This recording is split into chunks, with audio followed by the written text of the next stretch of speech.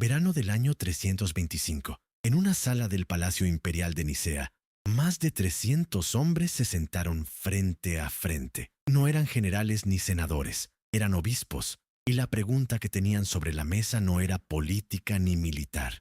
Era esta: Jesús de Nazaret, ¿es Dios? No una metáfora, no un símbolo. ¿Es literalmente Dios, de la misma sustancia que el Padre? ¿O es algo menos? Discutieron durante semanas y al final votaron. El resultado fue aplastante: 316 a favor, 2 en contra. Esa votación definió lo que hoy creen más de 2.000 millones de personas en el planeta.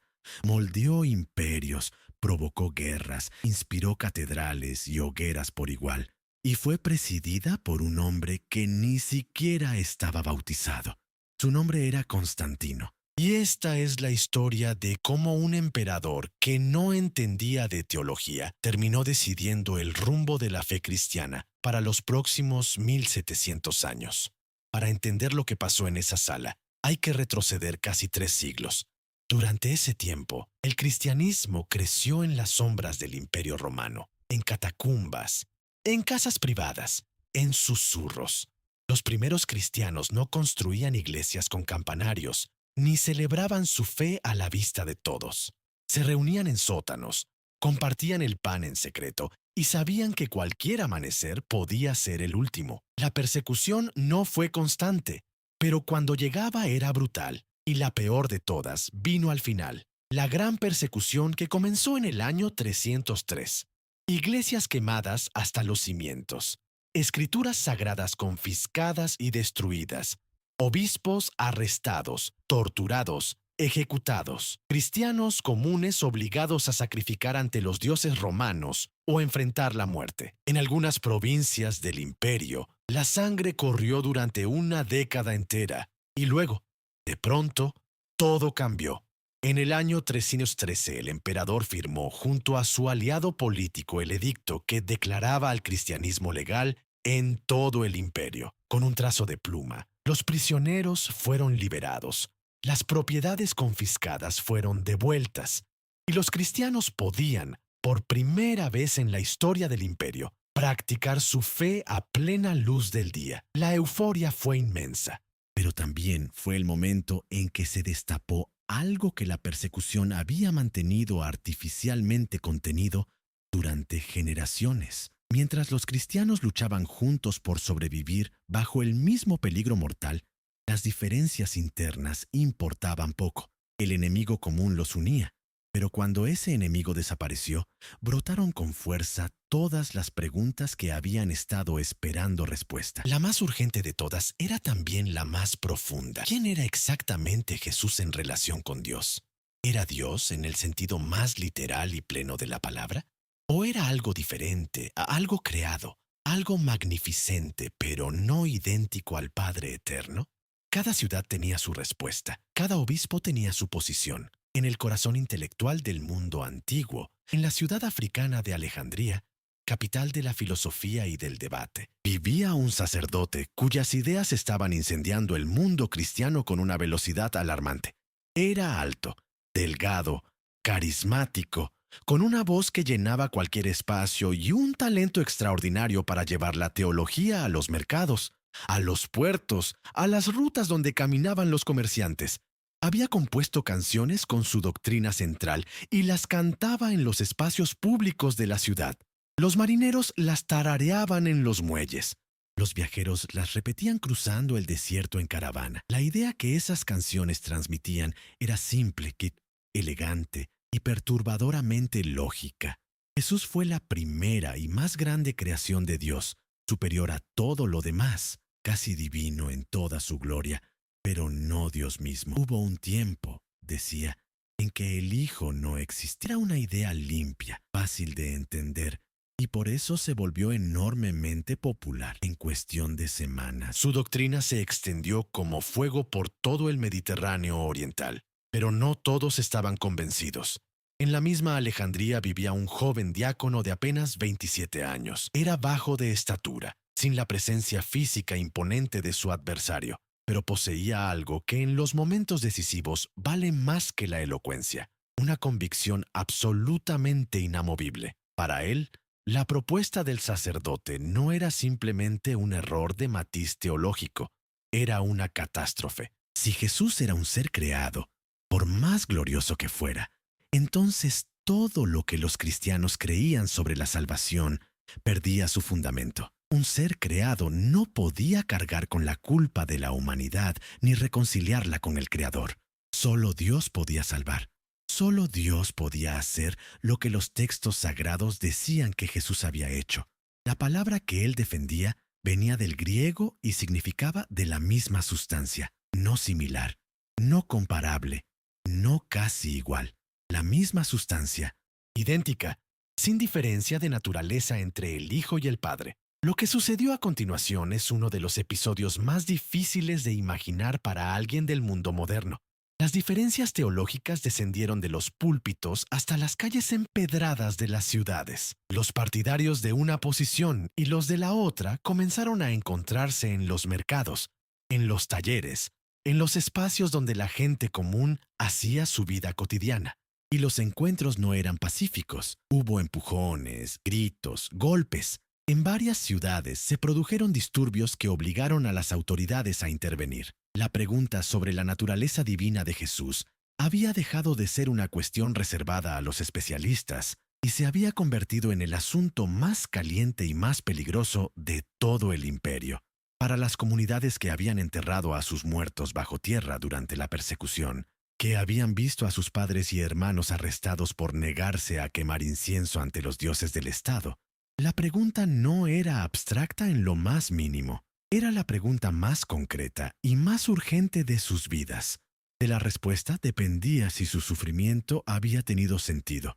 Mientras las ciudades ardían con ese debate, un hombre lo observaba todo desde su palacio con una preocupación que crecía con cada informe que llegaba. Era soldado antes que pensador, estratega antes que filósofo. Acababa de lograr algo que sus predecesores habían intentado durante décadas sin conseguirlo: reunificar el Imperio Romano bajo un solo gobernante, después de años de guerra civil sangrienta. Había apostado por los cristianos como la fuerza capaz de cimentar la unidad de ese vasto territorio, y ahora resultaba que esos mismos cristianos, los que él había liberado con su edicto, se estaban desgarrando entre sí por una palabra griega. La grieta que veía abrirse no era teológica para él, era política. Era la amenaza más seria a la unidad que había costado décadas de guerra construir. Se conserva una carta que envió a Alejandría en la que básicamente les dice que la disputa es trivial, que dejen de pelear y se reconcilien. Esa carta revela algo que el hombre más poderoso del mundo no comprendía o no quería comprender: la profundidad de lo que estaba en juego. Su solución fue típica de un político experimentado. Si no se ponen de acuerdo solos, los voy a sentar en una sala hasta que lo hagan. Envió invitaciones a todos los obispos del mundo cristiano. Pagó sus viajes, pagó su hospedaje, puso a disposición el sistema de transporte imperial para que llegaran a una pequeña ciudad cercana a su residencia, Nicea. Nunca antes un emperador romano había convocado una reunión de líderes cristianos a escala universal. Era un evento de Estado, una convocatoria oficial presidida por el poder imperial, con todas las implicaciones que eso conllevaba. Los obispos que llegaron sabían que estaban entrando en un espacio donde la política y la fe se mezclaban de una manera sin precedentes. Algunos lo celebraban, otros lo miraban con cautela. Si te gusta el canal, ya sabes que publicamos contenido como este todos los días. Y cada historia que contamos viene respaldada por pasión genuina por hacer que el pasado cobre vida de una manera que ningún libro de texto puede igualar. Cuando llegó el día de la apertura del concilio, el historiador que estuvo presente describió la escena con un tono que bordea la incredulidad reverente. Los obispos estaban sentados en filas, en silencio, esperando. Y entonces el emperador entró, vestido con púrpura y oro, resplandeciente. Pero lo que sorprendió a quienes estaban presentes fue que caminó entre ellos sin escolta militar visible y se sentó entre los obispos, no sobre un trono elevado por encima de todos, sino al mismo nivel que ellos. Era un gesto cargado de simbolismo, pero lo que verdaderamente detenía el aliento era mirar con atención a los hombres que ocupaban esas filas. Muchos llevaban en sus cuerpos las huellas permanentes de la última gran persecución.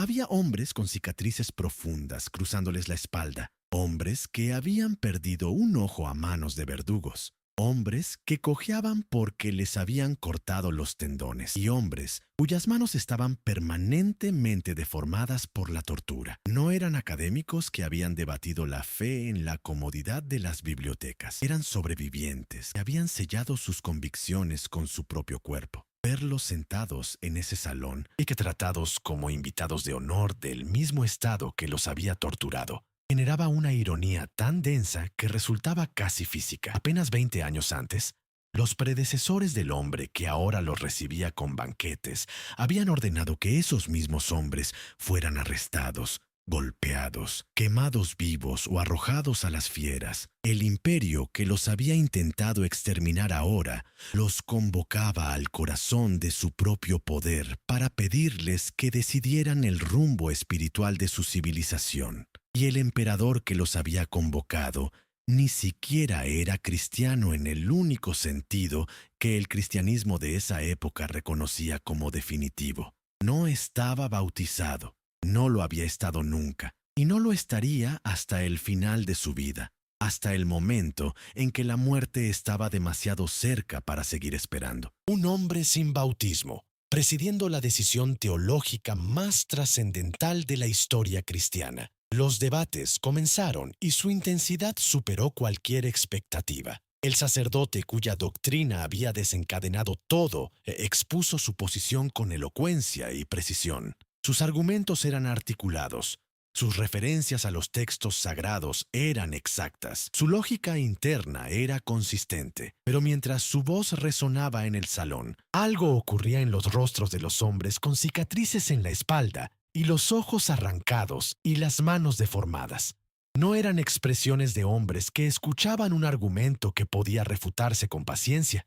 Eran expresiones de hombres que sentían que algo profundamente suyo estaba siendo arrebatado. Algo que habían pagado con un precio que ningún argumento inteligente podía justificar.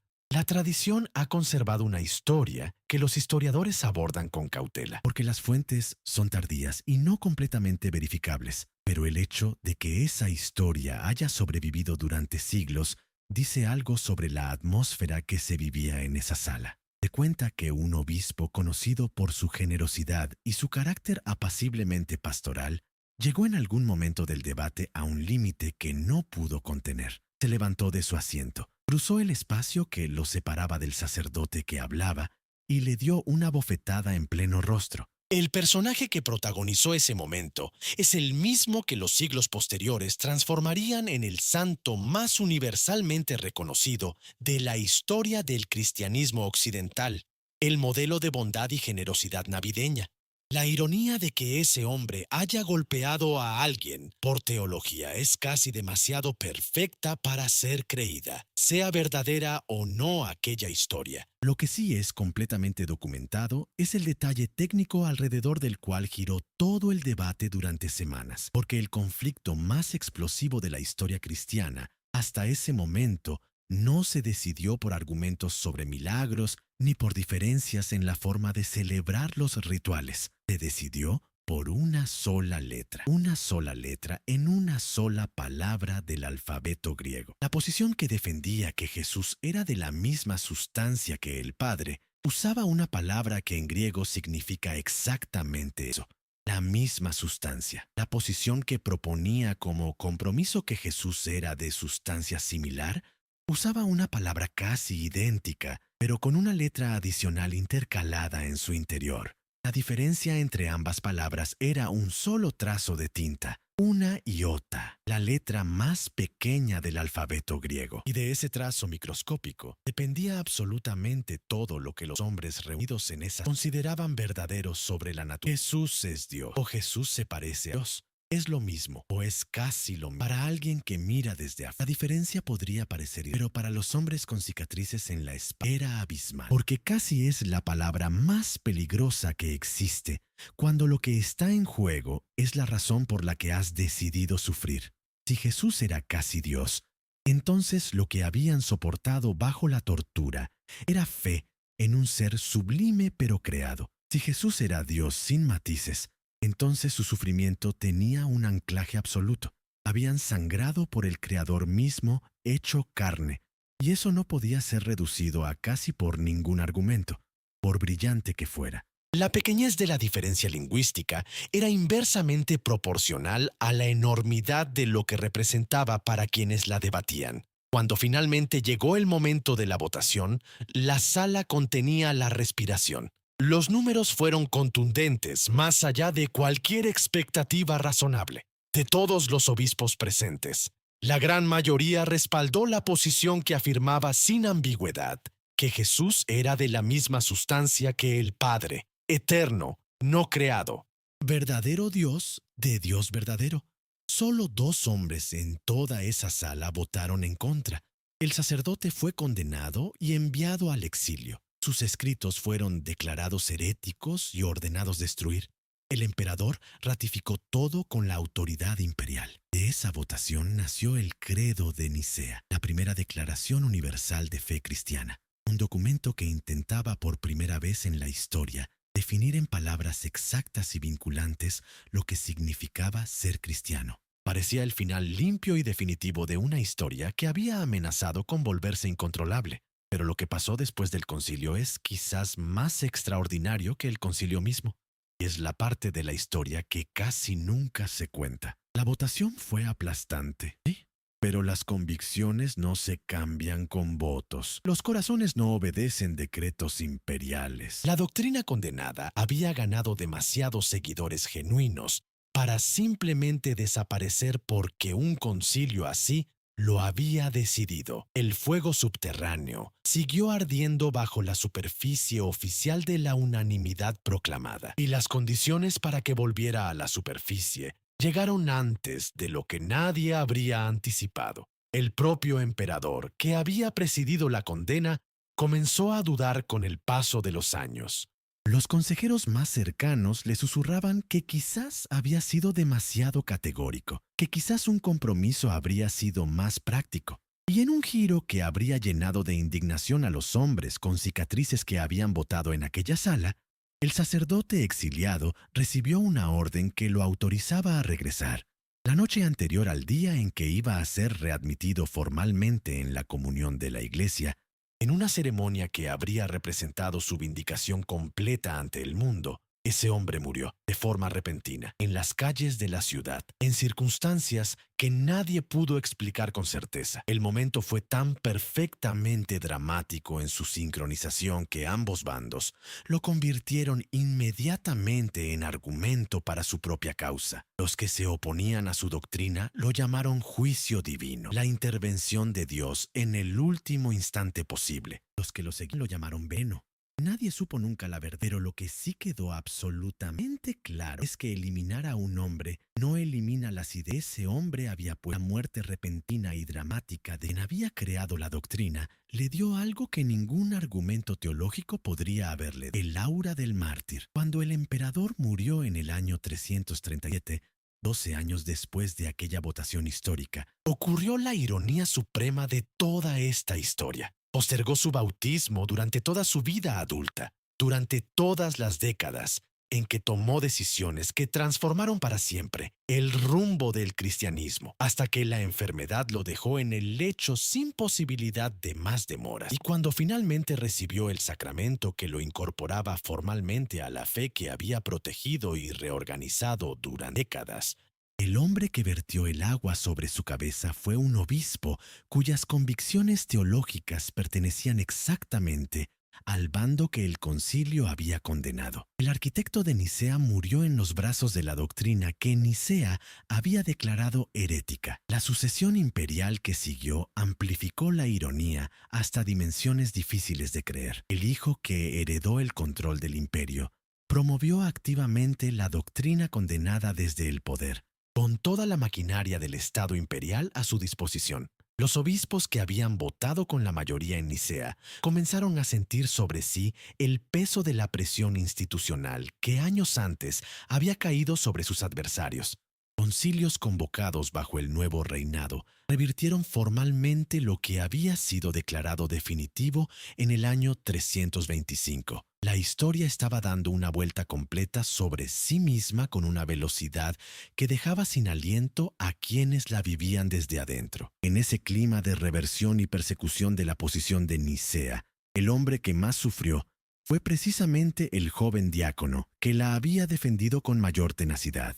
Pagó un precio personal devastador por esa victoria que resultó ser mucho menos definitiva de lo que había parecido. Fue arrestado y enviado al exilio en una ciudad lejana en el extremo noroccidental del mundo conocido, a miles de kilómetros de su sede episcopal. Cuando las circunstancias políticas cambiaron lo suficiente como para permitirle regresar, regresó. Y cuando volvieron a cambiar en su contra, volvió a ser exiliado, una y otra vez, 5 veces en total. Fue arrancado de su sede y enviado lejos. Y cada vez que regresaba, predicaba exactamente lo mismo que había predicado antes del exilio, sin matices adicionales, sin suavizaciones estratégicas, sin los ajustes sutiles del lenguaje que habrían bastado para hacer su posición más aceptable para los poderes que lo perseguían. La misma sustancia, sin ceder una sola letra, sin sacrificar una sola iota de lo que consideraba verdad absoluta. Se hizo famoso un dicho en latín, él contra el mundo, porque hubo momentos, años enteros, en los que parecía que literalmente todo el mundo cristiano se había vuelto en su contra. Tomó 56 años. 56 años desde aquella votación en Nicea, hasta que la cuestión finalmente se resolvió. En el año 381, en un nuevo concilio reunido en la capital del imperio, la posición defendida por ese hombre durante décadas de exilio fue ratificada de manera definitiva. La misma sustancia, sin ambigüedad, sin vuelta atrás. El credo fue expandido, pulido, finalizado en su forma completa. Y aquí hay algo que la mayoría de la gente no sabe. El credo que se recita hoy en iglesias de todo el mundo, el que millones de personas repiten cada domingo en misa, no fue escrito en Nicea, fue escrito en ese segundo concilio, 56 años después, en otra ciudad, por otra generación de hombres que tuvieron que pelear la misma batalla que creyeron ganada en el año 325. El nombre se quedó porque Nicea fue el origen, el primer golpe, la primera declaración. Pero el texto final, el que ha sobrevivido 17 siglos, vino de otro concilio, de otra ciudad, de otra generación. El hombre que había defendido la posición de Nicea durante 5 exilios y décadas de persecución, no vivió para ver esa resolución definitiva. Murió 8 años antes, en el año 373, en su sede episcopal, convencido hasta el último momento de que la verdad que defendía era la misma costara lo que costara, sin haber cedido una sola posición en las décadas de presión que habían intentado doblegarlo. Su vida entera fue una demostración práctica de que hay cosas que no se negocian, que hay verdades por las que vale la pena pagar cualquier precio, que la convicción genuina no se mide en los momentos en que es fácil sostenerla, sino en los momentos en que cuesta todo sostenerla. Sin su terquedad, sin su disposición a pagar el precio de no ceder, es muy posible que la victoria definitiva nunca hubiera llegado en la forma en que llegó. Hay una expresión que usamos en el lenguaje cotidiano sin pensar en sus orígenes, cuando decimos que algo no tiene ni una mínima diferencia, que dos cosas son idénticas hasta en el detalle más pequeño. Estamos usando sin saberlo el eco de una obsesión de hace 17 siglos por la letra más pequeña del alfabeto griego. Los evangelios ya hablaban de que ni la letra más pequeña pasaría de la ley, y los hombres que debatieron en Nicea convirtieron esa imagen en la batalla literal por una sola letra que hacía la diferencia entre lo mismo y lo casi mismo, entre Dios y casi Dios. Cada vez que esa expresión sale de nuestra boca en una conversación completamente ajena a la teología, estamos transportando sin saberlo un fragmento de aquella disputa a través de los siglos, una letra, una votación. 316 hombres heridos reunidos en una sala prestada y 17 siglos de consecuencias que todavía resuenan cada vez que alguien pronuncia en voz alta las palabras de aquel credo. Un credo que no fue escrito donde dice que fue escrito, que no quedó resuelto cuando pareció quedar resuelto, que costó mucho más de lo que cualquiera anticipó y que sobrevivió a todo lo que el mundo le lanzó en contra, porque había hombres dispuestos a ser exiliados 5 veces antes de que el mundo decidiera que tenían razón desde el principio. Publicamos un video todos los días. Y dale me gusta al video si te gustó esta historia. Y déjanos en los comentarios contándonos de dónde eres y a qué hora nos escuchas.